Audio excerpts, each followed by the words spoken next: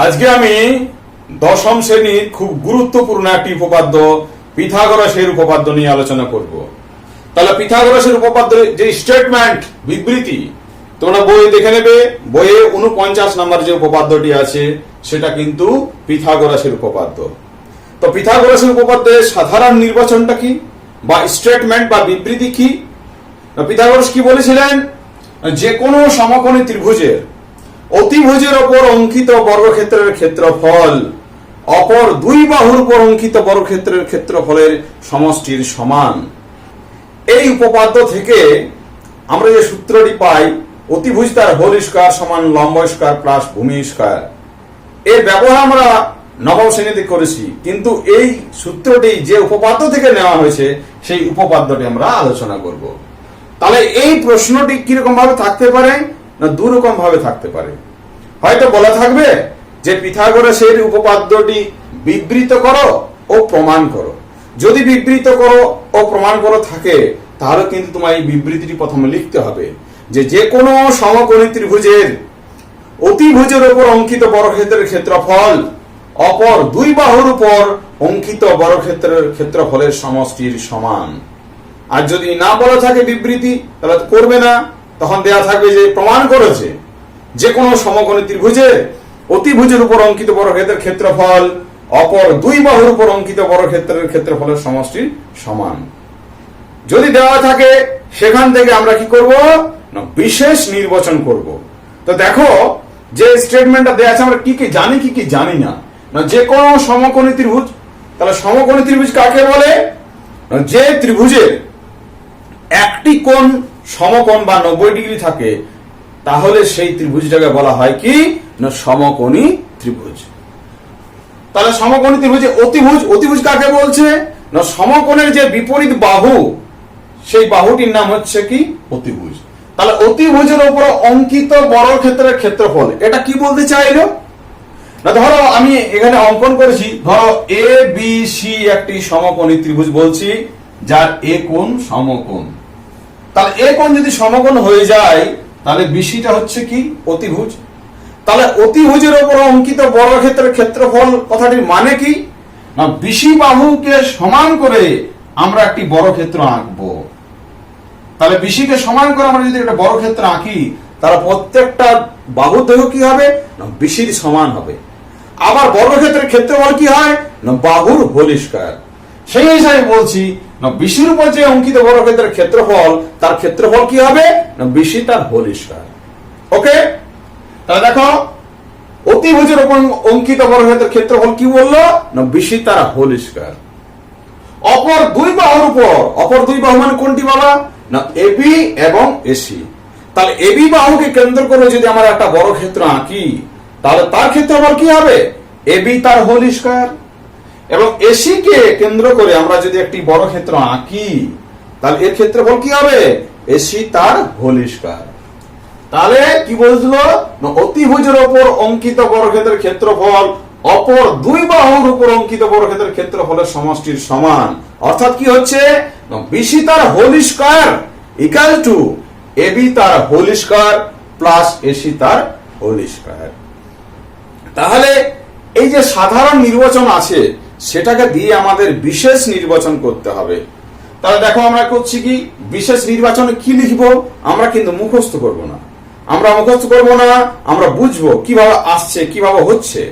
দেখো সমকোণী ত্রিভুজ হলে এটা হয়, তাহলে বিশেষ নির্বাচনে কি লিখবো না, বিশেষ একটা ত্রিভুজ নিয়েছি যে ত্রিভুজের নাম দিয়েছি আমরা এ বি সি।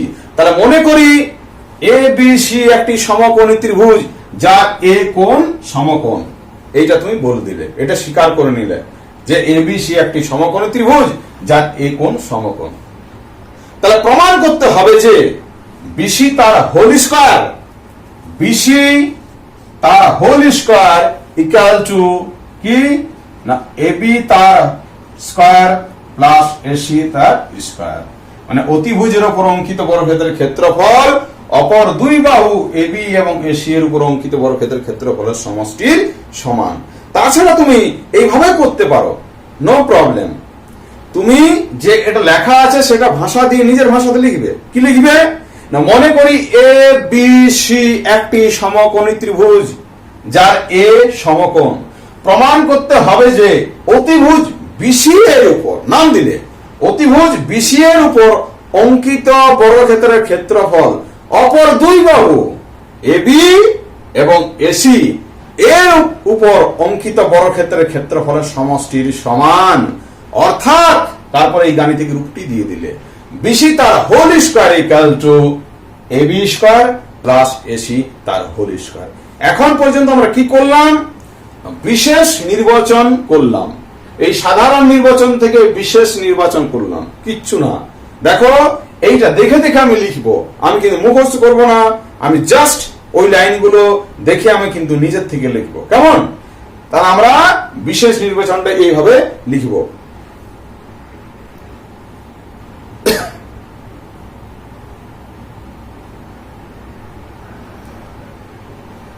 দেখো লিখে দেখালাম তোমাদের যে মনে করি এ বি সি একটি সমকোণী ত্রিভুজ যার এ কোণ সমকোণ। প্রমাণ করতে হবে যে BC square equal to AB square plus AC square. এরপর আমরা কি করব? না, যে তথ্য আমাদের দেওয়া আছে এই তথ্য থেকে আমরা কিন্তু প্রমাণ করতে পারবো না, তখন আমরা একটা অঙ্কন করব। অঙ্কন কি করব? দেখো না, সমকোণিক বিন্দু এ থেকে এই সমকোণিক বিন্দু এ থেকে অতিভুজ বিসির উপর এডি লম্ব অঙ্কন করা হলো। কি লিখবা অঙ্কনে? না, সমকোণিক বিন্দু এ থেকে অতিভুজ বিসি এর উপর এডি লম্ব অঙ্কন করা হলো, যা বিসিকে ডি বিন্দুতে ছেদ করেছে। কেমন? সমকোণিক বিন্দু এ থেকে অতিভুজ বিসির উপর এডি লম্ব অঙ্কন করা হলো, যা বিসিকে ডি বিন্দুতে ছেদ করেছে। এটা কিন্তু অঙ্কনে লিখবে। এরপর আমরা প্রমাণ করব, কেমন? তো প্রমাণ করার আগে এর আগের উপপাদ্যটা আমাদের একবার মনে করে নিতে হবে। আগের উপপাদ্যটা কি ছিল? আগের উপপাদ্যতে ছিল যে কোনো সমকোণী ত্রিভুজের সমকোণিক বিন্দু থেকে অতিভুজের উপর লম্ব অঙ্কন করলে যে দুটি ত্রিভুজ উৎপন্ন হয় তারা পরস্পর সদৃশ এবং তারা প্রত্যেকেই মূল ত্রিভুজের সঙ্গে সদৃশ। তাহলে সদৃশ মানে কি? না, দুটো ত্রিভুজের মধ্যে কি হবে? অনুরূপ কোণগুলি কি হবে? না, সমান হবে, আর অনুরূপ বাহুগুলি সমানুপাতিক। তাহলে দেখো আমরা কিভাবে প্রমাণ করব। দেখো আমরা এটা লিখবো, কি লিখবো? যেহেতু সমকোণিক বিন্দু এ থেকে অতিভুজ বিসি এর উপর এডি লম্ব, অতএব কি বলবো আমরা? ওই কথা লিখবো, এই সমকোণিক বিন্দু এ থেকে অতিভুজ বিসি এর উপর এডি লম্ব, অতএব ত্রিভুজ এ বি ডি ও ত্রিভুজ এ বি সি পরস্পর সদৃশ। এই যে ছোট ত্রিভুজ এ বি ডি আর বড় ত্রিভুজ এ বি সি পরস্পর সদৃশ। তাহলে সদৃশ মানে কি? অনুরূপ কোণগুলি কি হয়? না, অনুরূপ কোণগুলি সমান হয়, আর অনুরূপ বাহুগুলি কি হয়? না, সমানুপাতিক। তাহলে তোমাদের হয়তো মনে থাকবে যে আমরা প্রমাণ করার সময় আমরা এখানে কি গেছিলাম? না, এই যে কোণটাকে 90 ডিগ্রি বলেছিলাম, 30 এবং 60 ভাগ করেছিলাম, এইখান থেকে লম্ব অঙ্কন করেছিলাম, তাহলে 90 ডিগ্রি। তাহলে এই যদি 90 হয়, এই যদি 60 হয়, তাহলে ই হচ্ছে কি 30 ডিগ্রি। আবার এখানে কি দেখছে? ই 30 ডিগ্রি, ই 90 ডিগ্রি, তাহলে ই হলো কি 60 ডিগ্রি। তাহলে দেখো আমরা কি দেখছি? না, ত্রিভুজ এ বি ডি আর বড় ত্রিভুজ এ বি সি এর অনুরূপ বাহুগুলি কোনগুলি? দেখো 1 নাম্বার আমি দিয়েছি, এই ছোট ত্রিভুজের 1 নাম্বার একটি বাহু দিয়েছি আর 2 নাম্বার একটি বাহু দিয়েছি। তাহলে 1 নম্বরটা কি বাবা? এই ছোট ত্রিভুজের 90 ডিগ্রির বিপরীত বাহু, 90 ডিগ্রির বিপরীত বাহু 1 নাম্বার দিয়েছি, আর 30 ডিগ্রির বিপরীত বাহু দিয়েছি 2 নাম্বার। কেমন? তাহলে বলছি আমি কি?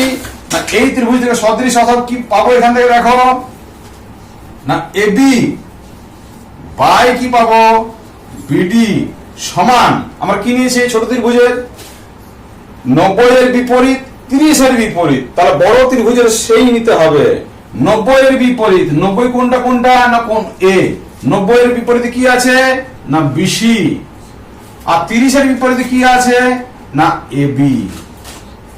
তাহলে দেখো আমরা যদি হিসাব করি কি হবে, ক্যালকুলেশন করি, তাহলে এবি তার স্কয়ার ইকুয়াল কি হলো না বিডি গুণিত বিসি। তাহলে তোমরা মনে রাখবে যে এই বাহুটার হোল স্কয়ার সমান কি হচ্ছে না বিডি গুণিত বিসি। পরীক্ষার সময় আমরা কিন্তু অত দেখবো না, আমরা এইটা মাথায় রাখবো যে এই ছোট বাহুটার হোল স্কয়ার সমান কি হয় বিডি গুণিত বিসি হয়। এবি তার হোল স্কয়ার সমান কি হবে বিডি গুণিত বিসি। অনুরূপ ভাবে তোমরা চিন্তা করো, দেখবে কি হবে এসি তার হোল স্কয়ার সমান কি হবে না এসি তার হোল স্কয়ার সমান হবে ডিসি গুণিত বিসি। এরপর আমরা কি করব, দেখো 1 নম্বর কি পেয়ে গেলাম না এবি তার whole square equal to BD গুণিত বিসি। এটা কোথা থেকে পেলাম না ত্রিভুজ এ বিডি, মানে এই যে ছোট ত্রিভুজ এবং বড় ত্রিভুজটি এটা পরস্পর সদৃশ্য, সেইখান থেকে পেলাম। অনুরূপ ভাবে দেখো আমরা এই ত্রিভুজটা যদি নিই না ত্রিভুজ এ ডি সি আর মূল ত্রিভুজ এ বি সি তারাও পরস্পর সদৃশ্য। তাহলে দেখো আমি কি দিয়েছি, এই যে ছোট ত্রিভুজটি 90 ডিগ্রির বিপরীতে 5 নাম্বার দিয়েছি বোঝার সুবিধাতে 5 করেছি। আবার এটা 6 কি করেছি 60 এর বিপরীতকে করেছি কি 6। আবার বড় ত্রিভুজটি কি করেছি দেখো 90 এর বিপরীত কি বলেছি 7 আর 60 এর বিপরীত কি বলেছি 8। তার মানে আমরা বলতে পারি কি 5/6 সমান কি 7/8। তাহলে দেখো ত্রিভুজ এডিসি ও ত্রিভুজ এবিসি পরস্পর সদৃশ্য। তাহলে এখান থেকে কি পাচ্ছি, ধরো কি বলছি এই ত্রিভুজের 90 ডিগ্রির বিপরীত বাহু এই 5 নম্বরের নাম দিয়েছি, এটা নাম দিয়েছি কি এসি। আর এই 60 ডিগ্রি কোণের বিপরীত বাহুটা কি বলছি না ডিসি।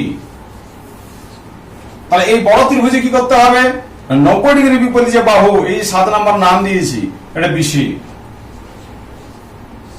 আর কি না 60 ডিগ্রির বিপরীত যে বাহু সেটা কি হচ্ছে এসি। কেমন, তাহলে এখান থেকে কি পাচ্ছি দেখো, তাহলে এসি এসি গুণ করতে কি হবে বলো এসি স্কয়ার সমান কি বিসি গুণিত ডিসি। এটা 2 নাম্বার। তাহলে 1 নাম্বার আর 2 নাম্বার থেকে আমরা কি পাই দেখো এদের বাঁ দিকে যোগ করব। তাহলে দেখো এবি তার স্কয়ার প্লাস এসি তার স্কয়ার সমান কি দেখো বিসি আছে এখানে বিসি আছে, তাহলে বিসিটা আমরা কমন নিতে পারি। তাহলে এখানে কি থাকে না বিডি প্লাস কি ডিসি। তাহলে বিসি আর বিডি প্লাস ডিসি মানে কি না বিসি, তাহলে কি হলো বিসি তার স্কয়ার। তাহলে অলরেডি আমরা পেয়ে গেলাম কি অতএব বিসি তার square equal to AB square plus AC square.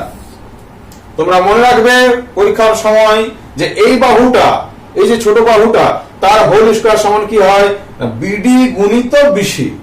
আবার এসি তার হোল স্কয়ার সমান কি হবে না ডিসি গুণিত বিসি। কিভাবে আসছে সেটা তোমরা এখনই দেখলে। তাহলে এটা 1 ও 2 থেকে সুন্দরভাবে পেয়ে গেলে।